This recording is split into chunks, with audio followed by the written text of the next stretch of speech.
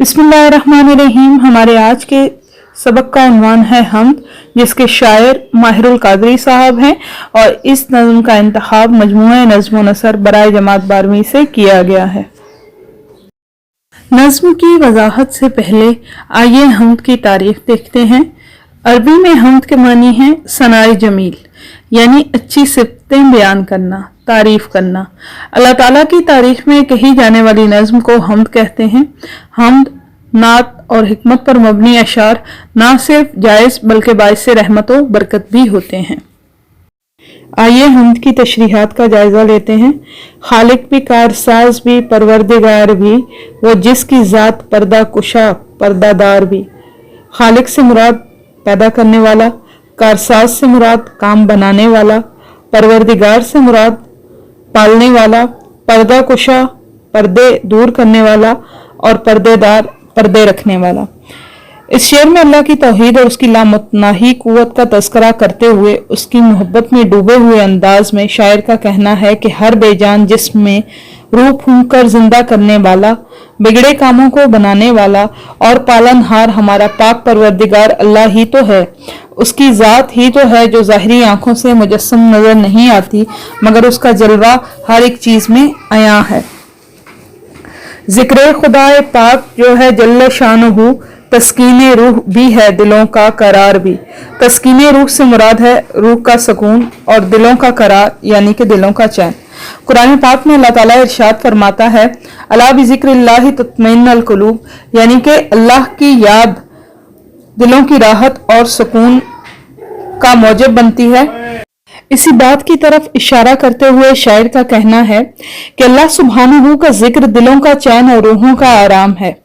मुसीबत की घड़ी में इंसान को परवरदिगार ही याद आता है।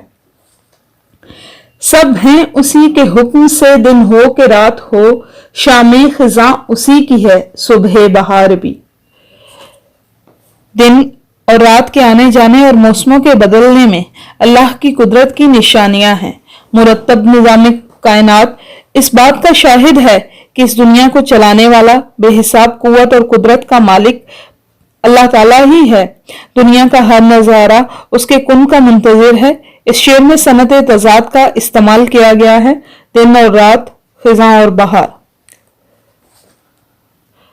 कुदरत से उसकी गर्मी सफर है ये महरुमा, मौजे नसीम भी है रवां आबशार भी। महर से मुराद सूरज और माह से मुराद है चांद। मौजे नसीम से मुराद सुबह की ताजा हवा और रवां आबशार यानी कि गिरता हुआ पानी। जमीन और आसमान में कुदरत की फैली हुई निशानियां बार बार अपनी तरफ इंसान को मुतवज्जे करती हैं। कुरान पाक में भी अल्लाह ताला इरशाद फरमाता है कि इन्हीं मज़ाहिर फितरत में अक्ल वालों के लिए निशानियां हैं। चांद और सूरज आसमान पर अपने अपने सफर में रवां दवा हैं और जमीन पर सुबह के वक्त चलने वाली हवा और बहते हुए चश्मे भी अल्लाह की हुक्म की बजावरी करते हुए दिखाई देते हैं। वाबस्ता सब हैं नज़्मे कज़ाओ कदर के साथ, लैलो नहार भी रवश रोजगार भी। वाबस्ता से मुराद है जुड़ा हुआ, नज़्म से मुराद है निज़ाम, लैल रात, निहार से मुराद है दिन, रवश रोजगार यानी कि रोजी का रास्ता। इब्तदाई आफरीने से ही कुदरत का एक वाज़ेह निज़ाम है। इंसान तकदीर का पाबंद है। रोज़े अज़ल से इस निज़ाम में कोई बेतरतीबी वाक़ई नहीं हुई। इस कायनात के तमाम जानदार इसी निज़ाम के पाबंद हैं। दिन रात हो या रोजी कमाने के अंदाज, सब कुछ उसी निज़ाम के मरहूने मिन्नत है और उसी से जुड़ा हुआ है। इस शेर में भी सनत तज़ाद का इस्तेमाल किया गया है। यादे खुदा में नगमा सिरा नगमा संज है, ताउस भी हजार भी सलसल भी सार भी। नगमा सिरा से मुराद है नगमा गाने वाला, नगमा संज से मुराद है नगमा बनाने वाला। ये दोनों अल्फाज मुतरादिफात हैं। ताउस से मुराद है मोर, हजार से मुराद है बुलबुल, सलसल से मुराद फाख्ता या कुमरी है और सार से मुराद एक मैना की किस्म का परिंदा है जिसे अंग्रेजी जुबान में स्टार्लिंग कहा जाता है। ہر ذی نفس اپنی اپنی زبان اور انداز میں اپنے پاک پروردگار کی تسبیح و تحلیل کرتا ہے۔ چرند پرند ہر کوئی اپنے اپنے انداز میں اس کی حمد و ثنا میں مشغول نظر آتا ہے۔ اللہ کے ذکر اور اس کی تسبیح سے کوئی ایسی زبان نہیں جو تر نہ ہو۔ اس کی بنائی گئی ہر چیز اس کے ذکر میں ہی سکون اور آرام محسوس کرتی ہے۔ مجھ سے گناہ گار کو بخشش کی ہے امید، اس سے کہ جو کریم ہے آمرزگار بھی۔ آمرزگار سے مراد ہے بخشنے والا۔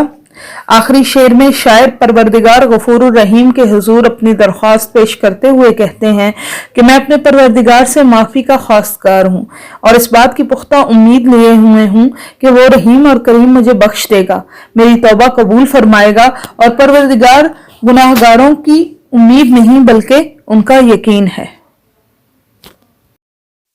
مرکزی خیال: اس دنیا کا خالق و مالک اللہ تعالیٰ ہے۔ اس کائنات میں ہر ذی روح اس کے حکم کا پابند اور تابع ہے۔ اس کی بندگی، اطاعت اور اس کے حکم کی بجاوری اور اس کی نعمتوں کی شکر گزاری تمام مخلوقات پر فرض ہے۔ زندگی، موت اور تقدیر اسی کے ہاتھ میں ہے، اس لیے اس کے در سے امید لگانا اور اپنے معاملات اس کے سپرد کر دینا، اسی میں دنیا اور آخرت کی کامیابی ہے۔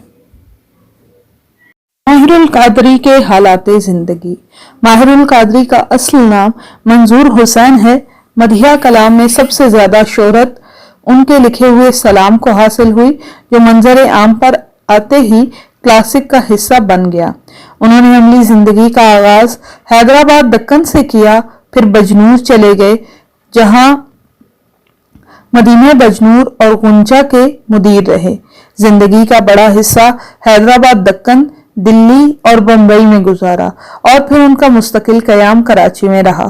چند ماہ ملتان میں بھی رہے۔ اس کے علاوہ وہ سیر و سیاحت کے شوقین تھے اور اس بات کا انہیں بارہا اتفاق ہوا۔ ریاست حیدرآباد کے مختلف محکموں میں کام کرنے کا موقع ملا۔ قیام حیدرآباد کے دوران جب نواب بہادر یار جنگ کی تقاریر کا طوطی بولتا تھا، نواب صاحب نے قائد اعظم سے ان کا تعارف یوں کرایا: میری تقریروں اور ان کی نظموں نے مسلمانان دکن میں بیداری پیدا کی۔ ماہر القادری کی شاعری کی خصوصیات: مولانا ماہر القادری کے کلام میں تنقیدی شعور موجود ہے۔ مولانا ماہر القادری کی شاعری میں حسین مناظر اور پروردگار کی قدرت کی حسین عکاسی کی گئی ہے۔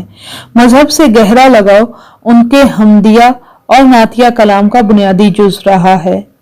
ان کی مذہبی تحریر میں قرآن و سنت کے حوالے جا بجا نظر آتے ہیں۔ آپ ایک نامور صحافی بھی تھے، اس لیے صحافتی رنگ بھی آپ کی تحریر میں نمایاں طور پر نظر آتا ہے۔ نمونۂ کلام: سلام اس پر کہ جس نے بے کسوں کی دستگیری کی، سلام اس پر کہ جس نے بادشاہی میں فقیری کی، سلام اس پر کہ اسرار محبت جس نے سکھلائے، سلام اس پر کہ جس نے زخم کھا کر پھول برسائے، سلام اس پر کہ جس نے خون کے پیاسوں کو قوائیں دی، سلام اس پر کہ جس نے گالیاں سن کر دعائیں دی، سلام اس پر کہ دشمن کو حیات جاویداں دے دی، سلام اس پر ابو سفیان کو جس نے اما دے دی، سلام اس پر کہ جس کا ذکر ہے سارے صحائف میں، سلام اس پر ہوا مجروح جو بازار طائف میں، سلام اس پر وطن کے لوگ جس کو تنگ کرتے تھے، سلام اس پر کہ گھر والے بھی جس سے جنگ کرتے تھے، سلام اس پر کہ جس کے گھر میں چاندی تھی نہ سونا تھا، سلام اس پر کہ ٹوٹا بوریا جس کا بچھونا تھا، سلام اس پر کہ جو سچائی کی خاطر دکھ اٹھاتا تھا،